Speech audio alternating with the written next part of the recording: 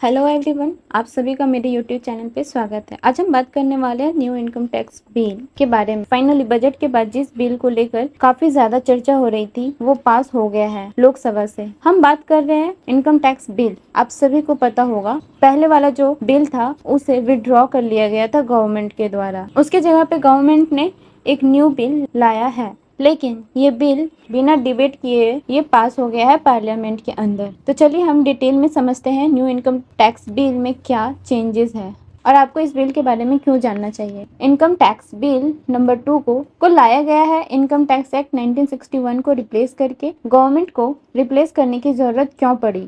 क्योंकि 1961 का बिल बहुत ज़्यादा पुराना हो चुकी थी, उसमें बहुत ज़्यादा अमेंडमेंट किया जा चुका था, जिसके वजह से वो कॉम्प्लेक्स हो गया था। एक आम आदमी को वो अच्छे से समझ में नहीं आती थी और अभी बहुत सारे इशू क्रिएट हो रहे थे गवर्नमेंट और पब्लिक के बीच में।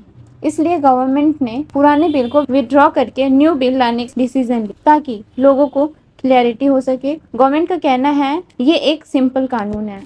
यहाँ पे सिंपल का मतलब है, यहाँ पे सिंपल का एक्रोनिम हम देखेंगे। एस का मतलब है स्ट्रीमलाइन स्ट्रक्चर एंड लैंग्वेज, आई का मतलब है इंटीग्रेटेड एंड कॉन्सिस, एम का मतलब है मिनिमाइज लिटिगेशन, पी का मतलब है प्रैक्टिकल एंड ट्रांसपेरेंट, एल का मतलब है लर्न एंड अडॉप्ट और ई का मतलब है एफिशिएंट टैक्स रिफॉर्म। मतलब एक सिंपल लॉ होगा इनकम टैक्स। फाइनली लोकसभा से इसे पास भी करवा दिया गया। मैं यहाँ पे बता दूं, जब इस साल की बजट आया था 1 फरवरी 2025 को, उस दिन फाइनेंस मिनिस्टर निर्मला सीतारमन जी ने बोला था हम एक नया बिल लाने वाले हैं और उन्होंने 13 फरवरी 2025 को न्यू इनकम टैक्स बिल लेकर आए और उस बिल को लेकर बहुत ज्यादा चर्चा होने लगी लोगों के बीच, क्योंकि इस बिल में बहुत कुछ चेंजेस किया गया, जिसके वजह से ये बिल 21 जुलाई 2025 को लोकसभा सेलेक्ट कमेटी MP बिजयंत पांडा के पास चला गया और सेलेक्ट कमेटी ने बहुत सारे इश्यूज बताए गवर्नमेंट को और गवर्नमेंट को रिपोर्ट प्रेजेंट किया डिटेल एग्जामिनेशन के साथ। इसमें बोला गया काफी चेंजेस की जरूरत है।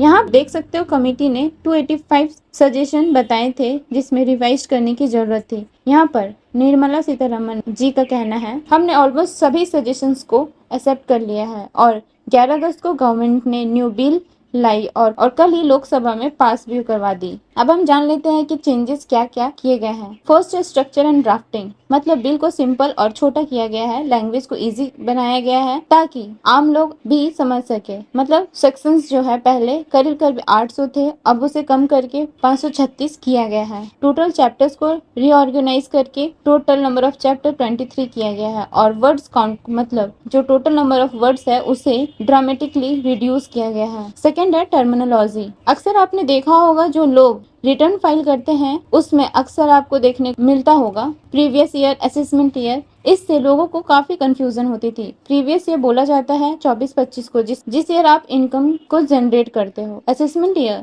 बोला जाता है 25-26 को, जिस साल आप टैक्स भरते हो। इसमें लोगों को काफी कंफ्यूजन होता था, इसलिए हटाकर सिंपल टैक्स ईयर किया गया है। टैक्स ईयर मीन्स साल का आपको टैक्स भरना है। थर्ड है टैक्स पॉलिसी डिटेन। यहाँ पर लोगों को लग रहा था कि टैक्स में भी कोई चेंजेस होगी, तो बिल्कुल नहीं। यहाँ पर गवर्नमेंट एक न्यू बिल ला रही है 1961 को हटाकर। इसका मतलब ये बिल्कुल भी नहीं है कि टैक्स स्ट्रक्चर में कोई चेंजेस होगा। नेक्स्ट है प्रोसीजरल मॉडर्नाइजेशन। इसका मतलब है जैसे आप सभी जानते हैं अब सब कुछ डिजिटल हो रही है। जो भी ऑफिसर्स है, पहले ऑफिसर्स आपके घर तक जांच पड़ताल करने के लिए पहुंच जाती थी, तो अब वैसा नहीं है। जो भी ऑफिसर्स है डायरेक्टली आपके घर नहीं पहुंचेंगे। मतलब जो भी असेसमेंट और कॉम्प्लायंस प्रोसीजर है वो सभी को डिजिटल किया जाए, ट्रांसपेरेंसी लाया जाए। नेक्स्ट है stronger tax payer protection on refund and TDS. यहाँ पर गवर्नमेंट को कहना था कि एनोनिमस डोनेशन जो मिलता है रिलीजियस फंड को, उस पर भी टैक्स देना होगा, लेकिन कमिटी ने सुझाव दिया ये नहीं होना चाहिए।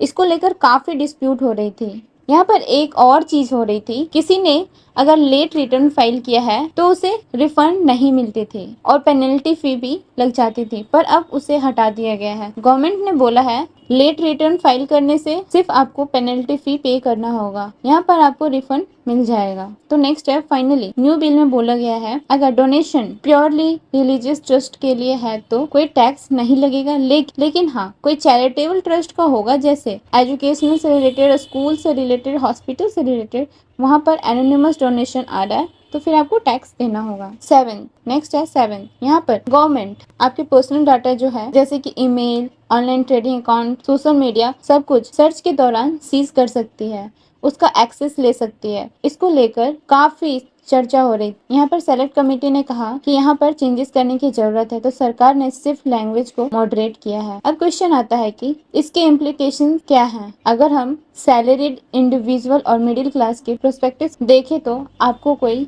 एक्स्ट्रा टैक्स रिबेट नहीं मिल रहा है, जैसी थी वैसे ही हैं, बस रूल्स सिंपल हो गए हैं और क्लियर हो गए हैं। वही स्मॉल बिजनेसेस और एमएसएमईज की बात करें तो इनके लिए भी चीजें सिंपल हो गई है और फेसलेस प्रोसीजर किया गया है। यहाँ गवर्नमेंट एमएसएमईज की डेफिनेशन को चेंज किया था। 1 करोड़ का इनकम है, 5 करोड़ का टर्नओवर है तो आपको माइक्रो एंटरप्राइज बोला जाएगा, और अगर 5 करोड़ का इन्वेस्टमेंट है मीडियम एंटरप्राइज बोला जाएगा। यहाँ पर इसे अलाइन किया गया है। नेक्स्ट इसके साथ साथ टैक्स यूटिलाइजेशन एंड डिस्प्यूट कम होंगे। ये भी लोकसभा से पास हो गया है। नेक्स्ट राज्यसभा से पास होगा, देन प्रेसिडेंट के पास जाएगा, प्रेसिडेंट साइन करेंगे, उसके बाद ये एक एक्ट बन जाएगा और ये एक्ट एप्लीकेबल होगा 1 अप्रैल 2026। ऐसे और भी इन्फॉर्मेटिव वीडियो पाने के लिए चैनल को लाइक, शेयर और सब्सक्राइब करना ना भूलें।